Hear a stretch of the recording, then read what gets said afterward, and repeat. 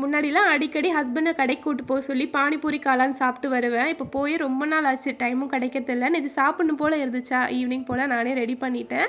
கடையில் மேக்ஸிமம் முட்டைக்கோஸ் மட்டும்தான் ஆட் பண்ணுவாங்க. நம்ம வீட்டில் செய்கிறதால பாதி காளான் பாதி முட்டைக்கோஸ் வந்து ஆட் பண்ணிக்கலாம். முட்டைக்கோஸ் மட்டும் கட் பண்ணதுக்கப்புறம் ஒரு தடவை கழுவிக்கணும். இப்போ அதில் கொஞ்சம் மாவு மசாலாஸ் எல்லாமே ஆட் பண்ணணும். என்னென்ன சேர்த்துருக்கேன் அளவுகள் எல்லாமே ஸ்க்ரீனில் கொடுத்துருக்கேன், செக் பண்ணிக்கோங்க.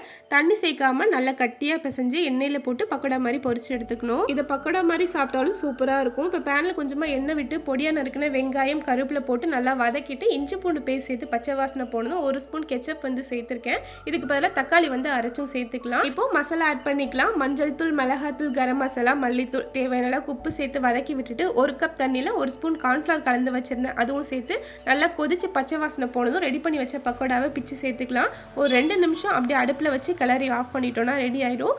மேலே கொஞ்சமாக வெங்காயம் கொத்தமல்லி தழை தூவி சாப்பிட்டோம்னா சூப்பராக இருக்கும். ட்ரை பண்ணி பாருங்கள்.